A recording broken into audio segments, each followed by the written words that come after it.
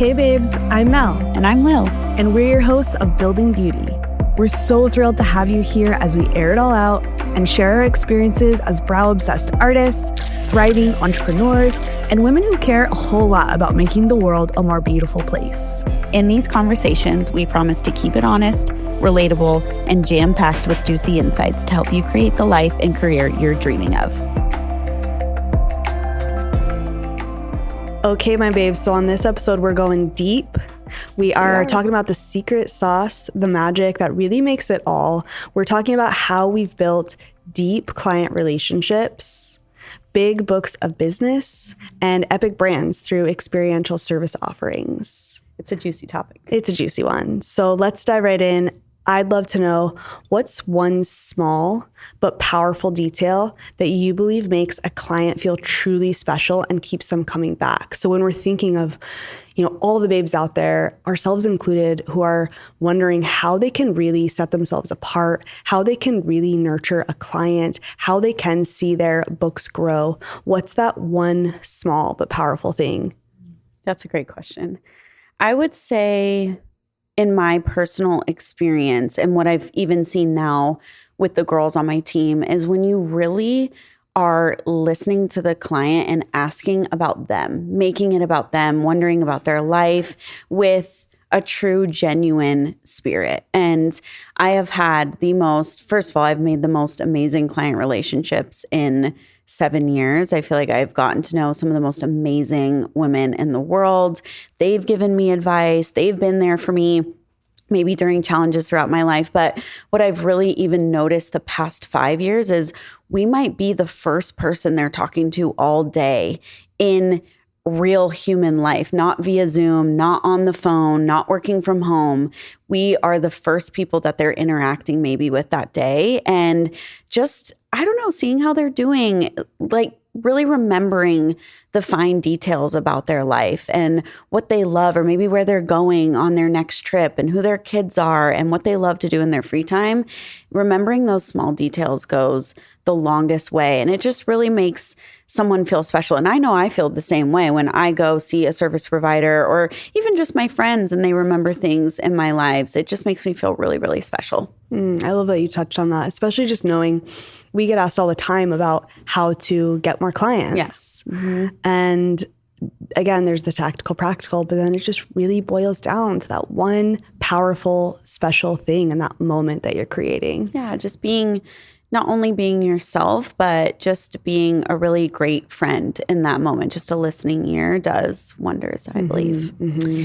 So what do you think is the secret sauce to turning a first-time client into a loyal, lifelong client? Ooh, the secret sauce. Yeah, the secret sauce. Well, there are many things, but I think we share this. I know we share this. It's just that every single moment of the service, not even the moment they walk in the door, actually, I'm going to rewind it even before that. When we think of the client experience, we're all probably clients somewhere, somehow, in some capacity. We think of the client's experience. I really like to map out the journey. Okay, they might have found us on Instagram or TikTok. They might have found us on Yelp or Google and they're reading a review and they're scoping our page. They might land on our website. They might have their friend give them their, our phone number and they call us directly. What is that first impression actually like? And remember that that's the beginning of that relationship. That's part of the secret sauce too, of knowing if they're ever going to make it in our doors. I love that. And then when they actually get into our doors, what happens from there? And for me, I'm a very detail-oriented person. I think it's one of my superpowers, and it's also a hard thing to navigate the world and notice every little thing. And so I think of every little thing when someone comes in, to the warmest welcome and how they navigate themselves to the bathroom and what they see. Of course, the service itself, how they are walked through the space. What are they seeing? What are they feeling? And of course, that ending interaction before they walk out the door. So I think the secret sauce is just really remembering that most super delicious sauces are probably made with a lot of ingredients and there's a robustness to it. Someone thought of every single solitary bit. And even if they don't pick up on the flavor notes, if they don't have quite the palate for that, they still know that they are like tasting all of that juiciness, all of that intention, all of that thought that went into it. And I think just remembering that there are so many small ways to make your secret sauce one of a kind and super special, and to not cut corners or forget about the little things that really are the big things. And I think remembering you, like you said, like you get to have your own special sauce. Your special sauce doesn't need to be what multiple people are doing in your city or in your little neighborhood, you know, like make it yours, make it different, make it smell the way you want it to smell, listen to the music, you know, like make it really unique, I think is what I don't know. I think about that. Like when I go to my hair salon or things like that, I'm like, oh my gosh, like I love the vibe. Like what is the vibe that you want in there as well? Totally. And it speaks to really finding inspiration everywhere. But I laugh because I think when you have a secret sauce, we all know that people find inspiration. It's so flattering and it's so beautiful. And we're here to share it with everyone. Duh, that's why we're here. Right. Literally in this moment. And also to remember that just because you see someone else's secret sauce, just because I've always carried only pink Starburst at the front desk, even back in the days when they didn't sell the pink alone. No, you did. I would pick them out. Yes. Don't ask me what I did with all the other colors. I would pick them out because I was committed to having only pink Starburst at the front. So just because you see that's part of Melt's secret sauce, it does not need to be a part of your secret sauce. Like take what really resonates and make it your own. And people can feel that. People can feel that authenticity. And then knowing that the right person, you know, to your question, being a first-time client, they come and they feel it and they taste it. And then they leave and they just know that they want a little more. Absolutely. Yeah. Well, what have you done maybe in the past, or what would you do with a client who maybe wasn't vibing with you at first? How did you turn that around and totally win them over by the end? That's such a good question. That's a really good one because I'm, again, laughing because I have really vivid memories of times when the secret sauce was hitting. Saucing and not and when someone was just not impressed. And not even that they weren't impressed with all the bits that I just described. But, you know, I've had moments where a client has walked in, and I'm a pretty intuitive, energetically sensitive person in the sense, like we all are. You can like sense when someone is like open-hearted and warm and excited to see you. And you can also sense when there's like a little bit of an awkward energy, maybe a closed offness, maybe, you know, especially in the service provider world, there's some of that like interesting dynamic. Yes. And it's palpable. And one of my love languages is I hug everyone. And you know, when you see me, you're getting a hug.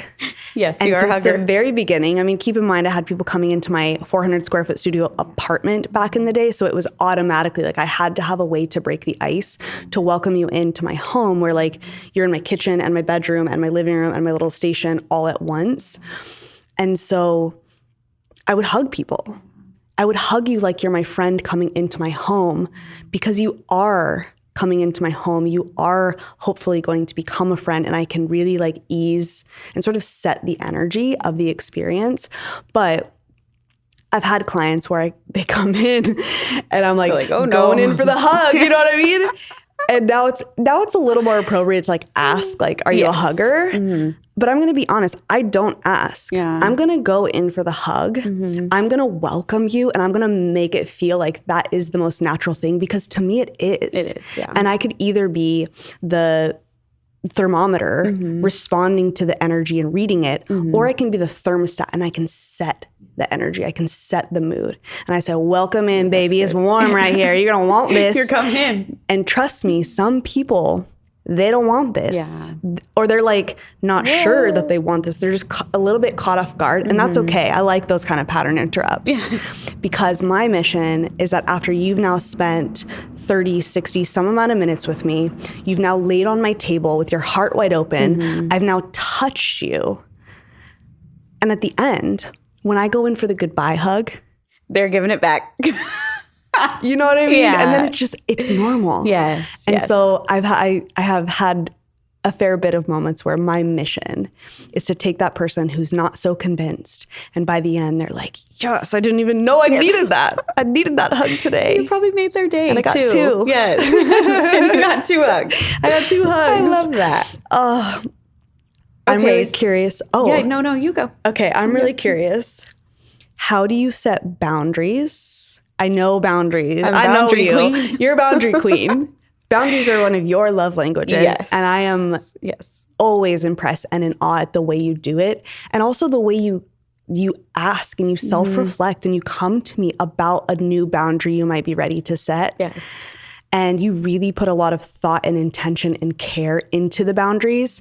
I mean, we won't go into details, but we literally just had like hey, can we have a hop on a call yesterday while I'm getting out of the shower, and we're like talking about boundaries and new things in your business. And, I'm really curious how you've been able to set those beautiful boundaries with people, for yourself, for your business, while also making people feel like total VIPs, you know? Mm-hmm. And, before we dive into it, just like, knowing that sometimes the whole VIP, making someone feel super extra important and special, can be mixed with, I have to do everything bend over backwards, have no boundaries to make this person feel like they're running the show. Yes. So how have you done that so beautifully, so eloquently, and really successfully in your business?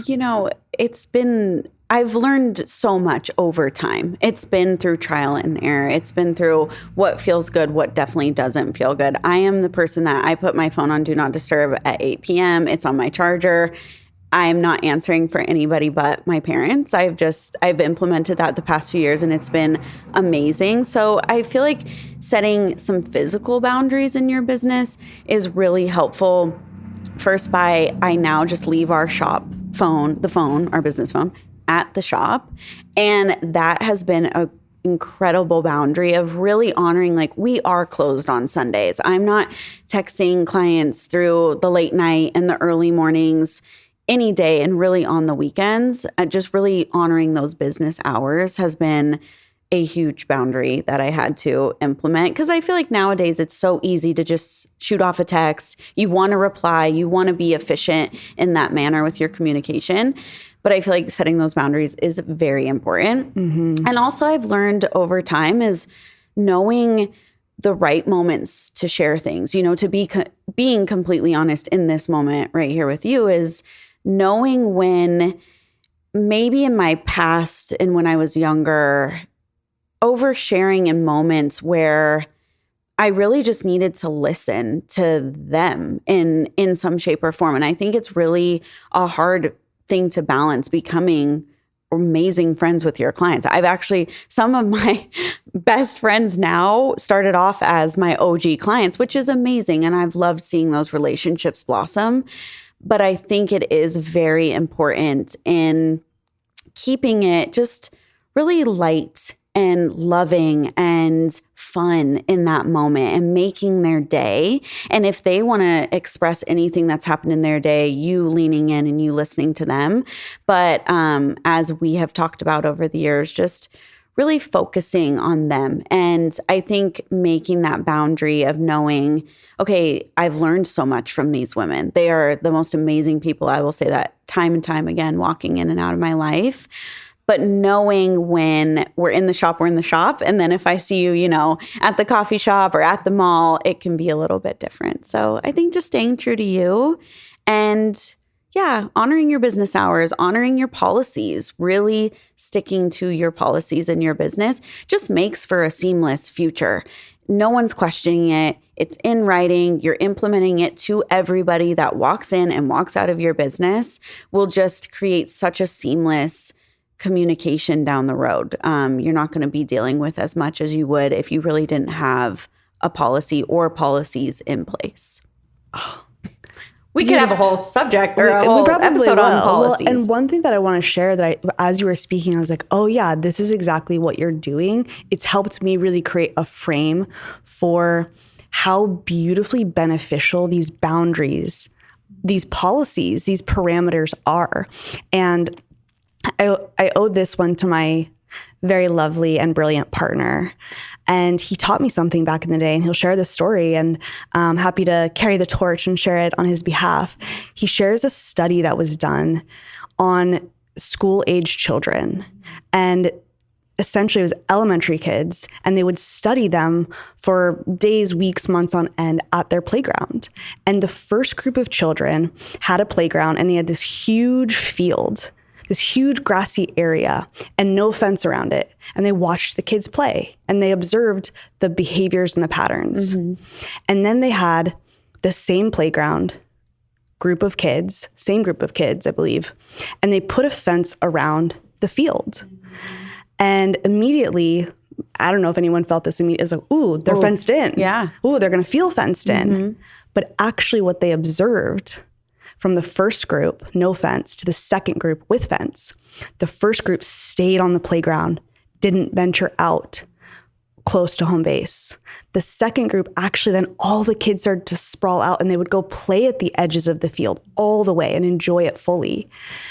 And the lesson or the behavior here is that when we have a very clear boundary, when we have a container to operate within, it actually breeds more freedom because we know where the edges are. When the edges are murky, unknown, when you're not sure if you can text you at 5 a.m. on a Saturday, been there. Yep. When you're not sure if you can cancel the day of for XYZ reason. When it's unclear, it's unkind. It is. And it's more challenging for everyone. And so the more clear we can be, the more kindness we're actually inducing, the more freedom, the more mutual respect that will come of that. Our businesses will be more enjoyable.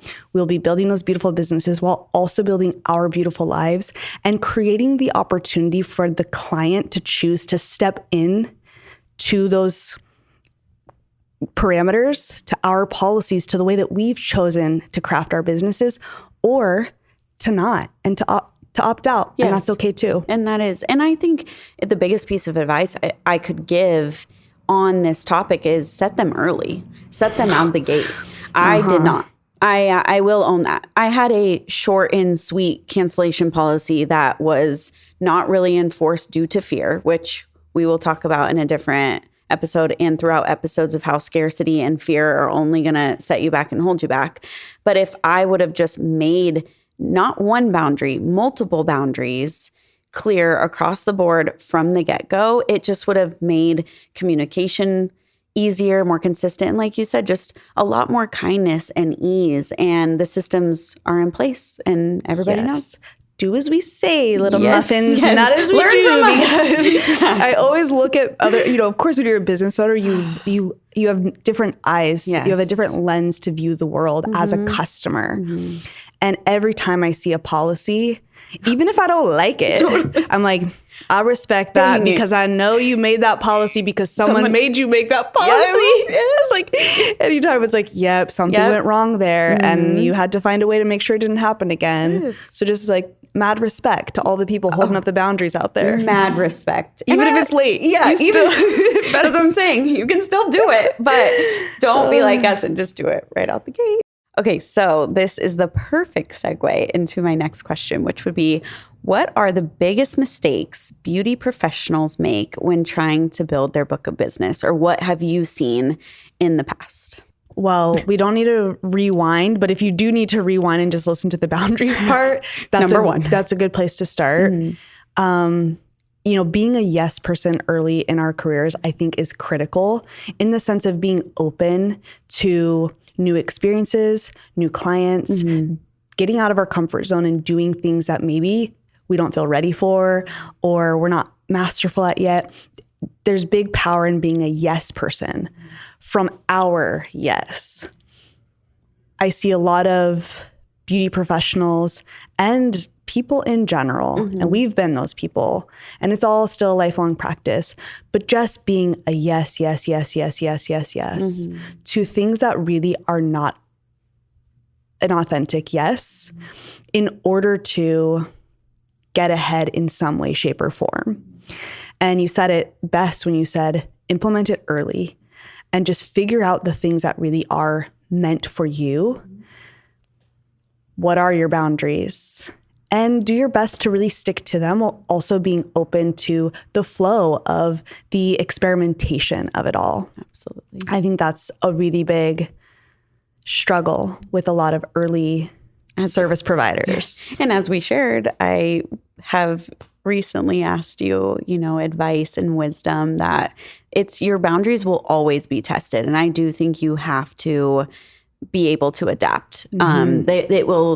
Seasons of life will change, but just out the gate. Yeah. One more too that's really coming up that I think has been very important to me. It's very much a part of me, and I think has been since that 6-year-old little Melissa decided she wanted to be a heart surgeon, because she didn't just want to be a doctor.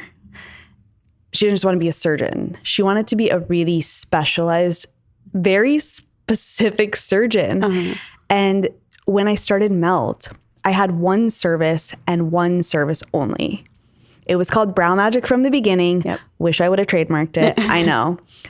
And I knew that I wanted to focus on one thing solely and get as good at that one thing as I possibly could, because there's so many modalities in our industry. Whether you're the aesthetics route, whether you're the cause route, whether you're an injector, whether you're lasering, there's just an infinite array of ways that we can go, which is what's so beautiful about it. But I think one thing I've really witnessed a lot of beauty pros do is doing too much all at once. And I always called it my commitment to never being the Cheesecake Factory of aesthetics. Yes. And again, no offense, because I was loving going to Cheesecake Factory and get myself some sweet and sour chicken and some penne Caesar pasta salad. And dessert all at the same place when I was a kid growing up. But I really see it as that jack of all trades, master of none ethos. If I choose to do one thing, I figured this out. And I was like, I think this is brilliant. I figured this out early in my day where I was like, okay, I could offer brows, all the body waxing services. I could do dermaplanes. I could do on and on. And if I get clients for all those things, I might do a couple brows a day or a few brows a week, depending on my clientele. But if I only do brows, I need to find clients who are going to want to come and do brows with me, yes. And I'm not going to have their full kit and caboodle one-stop shop. But I might be doing 15 to 20 brows in a day. And you're going to be real good at it. And I'm going to be real good, real fast by just honing in on the one thing. So I would say it doesn't have to be one, but maybe choose. Even at Melt now, when babes come on, everyone specializes in 2, maybe 3 things. You don't need to do everything under the sun. But yeah, I would say just because you add another thing to your menu and you go get another certification, you have another thing that is hot on the market right now, it's not going to magically bring you a bunch more clients to fill your books. In fact, I think it does the opposite. I think so too. I think people love when they walk in or they look at a menu and it's specialty and it's not the Cheesecake Factory. It's not as overwhelming. It's way more digestible. And also they can really put their trust in you, knowing you've honed in on your niche. And it helps when people are trying to find you because like you said, you searched for a brow person. Yes. Right? Best brows in Scottsdale on Yelp. And when people say, I've been so flattered over the years where someone would come and they're like, I moved and I've been getting my brows with Anastasia in Beverly Hills for 20 years. And I asked all my friends, I just couldn't live without someone. And they told me, you've got to go to Melt by Melissa. Yes. I'm wow, I wanted to be known for that one thing. And so what do you want to be known for? What do you want people to say? Oh, do you have a fill in the blank girl? Yeah. And you're the first thought. I think that's pretty special. And I think that's also a question business owners can continue to ask themselves every year, every quarter. What is the experience people are getting? What are they known for? Or what are we known for? Knowing and being confident in that, and maybe at some points reevaluating. Maybe you are seeing some things on your menu that aren't as juicy. And I think just honing in on that is so important. Okay, so we know you're a master at crafting an incredible experience for your clients, doing all of those little things, all the potent, powerful touches. But what's the biggest lesson that you think you've actually learned from a client that changed how you approach your business? One of my clients, she was an amazing buyer for Nordstrom for years. And her and then another mentor that I have who is based in Los Angeles, they both said the same exact thing to me. And it has stayed with me for the rest of time is you never see a prominent luxury major brand in the world talking about the ins and outs, the policies, the negative things maybe that's occurring or that nitty gritty. They always just stay true to the elegance of their brand, the beauty of their brand, what they are trying to provide the customer. And then you can scroll all the way down and you can read the policies. But you never hear Chanel getting on Instagram talking about how maybe people are upset that they don't have this one bag in. They're always focusing on the good and they're always focusing on the consumer, the customer, and what they are looking for and dealing with the nitty gritty, the back end, the admin in the right time and place and in a separate entity. And I just always think about that as like, let's think about us as a luxury brand. Like, how would I want the world to perceive even just that looking at our storefront or walking in? What do they see? What do they smell? Both of them also told me is you have to focus on the five senses. There's every single sense. There's something you could have specifically for that. That's why I made our signature candle. Like I want people to remember walking in what Bellissima smells like. And also, hey, you can take it home with you now. Brilliant. So yeah, think of yourself as a luxury brand. So brilliant. Yeah. That would be my best advice that I've gotten. I feel like even though every day I could come home with an amazing piece of advice from my clients. I know. Again, sometimes I feel like we should pay them. Yes, I agree. Okay, so maybe what would be some advice you would give to a new beauty pro who's struggling to build their book of business and also find their people? Because we've kind of touched on this, but it's not just about getting a ton of people through your door. You want to find your people and who really value your business and your work. Such a great question. And it's obvious, but sometimes not so obvious that you actually can't have everyone be your client. No. There are only so many hours on your schedule. And when we really break it down, again, I love me some math and some numbers, but we don't need 1 million clients. And when we're doing the things that we've touched on in this episode and others, if we bring a client in and they really do become a loyal lifer, we don't need to be everybody's sweet peach. And so remembering, I think, as someone struggling to build your book of business or just looking to find new ways, new fresh ways that feel good, nowadays it's all about, are you posting enough? What's the algorithm? Now you have to do reels and you do these voiceovers and it's all through the screen, which again, beautiful. Amazing. I can admit it's not my number one strong suit because I am a human to human person. And so remembering that our people are out there, they're in the real world. They probably live within a mile of this building. They probably do the things that I do.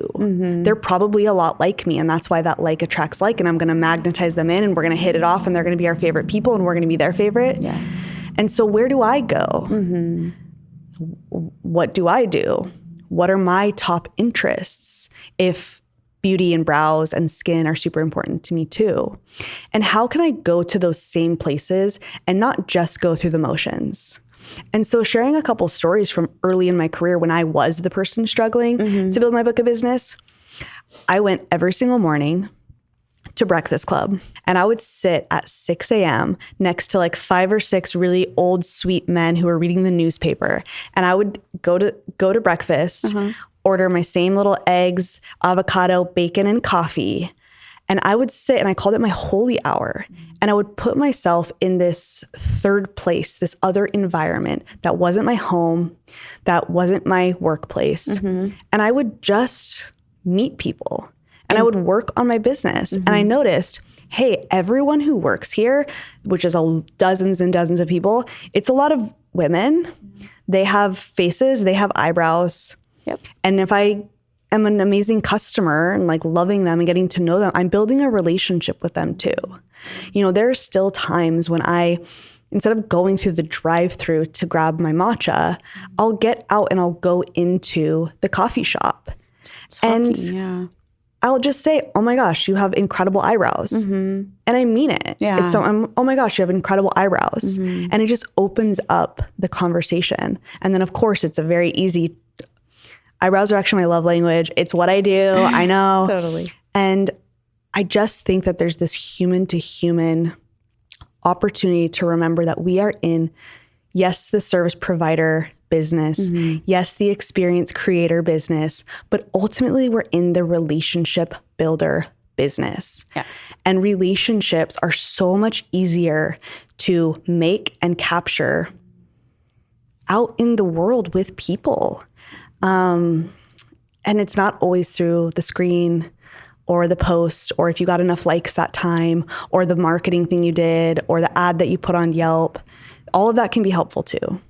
But circling it back, just remembering that your people probably go to your gym, they probably go to your favorite coffee shop, they probably do the things you do. Go find them and go meet them. Tell them who you are. Let them know you love to see them for their brows. I always say it's just talking to people. We lost sight of that a little bit in the pandemic, just talking to people. I also am a firm believer, if you do brows, we'll just use that as an example. Please make sure your brows are like brushed up when you're going places, because it's such an easy point of topic. It really is. Like someone will ask me, oh my gosh, you have great eyebrows. I'm like, oh, I actually do eyebrows. Like it's a really easy segue. I think talking to people, and you never know who has a sister, a coworker, a friend. We all do in some sort of capacity, and they'll definitely pass your number along. Absolutely. Yeah. So what piece of advice would you give? Same, but someone struggling to build their book of business, whether they're new in the industry or not, is there something that has been like really, really transformative in your own business where you're like, wow, that was the thing? Because when you and I talk, especially on our calls, you always have great ideas. Yeah. You're always like, wow, we're trying this new thing. Oh my gosh, I just got this person who is doing this epic thing for me on Yelp. Yeah. You're very creative. Oh, we're going to do a matcha collab. Yeah. Like, come on. So random. So you have a lot of very creative ideas that go outside of what people would normally think of, and really help you build those relationships and build your books, not just for yourself, but for your team. Yeah, I always think about, again, human connection, human relationships. I loved and still love getting matcha. That's like, it's my one little slice piece of heaven. I knew this coffee shop was on the opposite end of us, right? On Pearl Street in Denver. And I was like, wait, why people might not know about you and people might not know about us. Like, let's do something together. Let's be collaborative. And it all just came from conversation. So the biggest piece of advice for me is get out, like you said, talk to people and really genuinely talk to them, learn about them, because I've learned about the best businesses just through conversation too, at my local places that I love to go, things that I love to do, is just truly talking and letting people know, I don't do facials at my business, but we have facials, and here's why I love them. Here's why I think they're a great piece of self-care. I think educating people sometimes. A lot of people until now, I feel like brows are now more of a thing. But a while ago, people didn't know you really should be getting your brows done or how much it could change your face shape, or there were specific places to go and not just a barber or in the back of a nail salon. I think educating and talking to people is the utmost greatest piece of advice I could give in building your book of business. Beautiful. Yeah, the two main keys there, the components are, I'm like, preaching is the two main components: collaboration with other people's businesses, which for Melt also, has been huge. Absolutely huge. It's like, oh, I have a clientele, let's call it, I don't know, at that point, let's say it's 1,000 people. Yeah. But you have 1,000 people, and my people are probably your people. Totally. And you have this epic Pilates studio. And what if we offered your Pilates members XYZ to come here? And what if we, you offer us this to come there, and now we're cross promoting? Yeah. And again, it sounds really obvious. It does. It's not always obvious. And how to do that. You nailed it. go actually get to know the owner, get to know the staff or the manager, become their client too. Go have a couple Pilates classes so that you really can speak to their experience and why it would be synergistic. So collaboration there is so huge. Such a great way of expanding and doubling, where it's really not 1 + 1 = 2, it's 1 + 1 = 11. Yes. And the last little touch point around education and really being the expert and being confident about whatever you're going to share and why it's the best thing under the sun, the same way you would share it with your best girlfriend. Like, she's got to know. Yeah. And those two things combined, again, with everything else we've shared and we'll be sharing, I think is really a great secret sauce for how we've built deep client relationships, how we've built really big, juicy books of businesses with the clients that we actually love and want to see. Yes. And how we've built really beautiful, epic brands through experiential service offerings. I couldn't agree more. You gave the recipe to the secret sauce. We got it, baby. Remember, wherever you are today is exactly where you're meant to be. We're proud of you, we see you, and we're always cheering you on. Until next time, babes.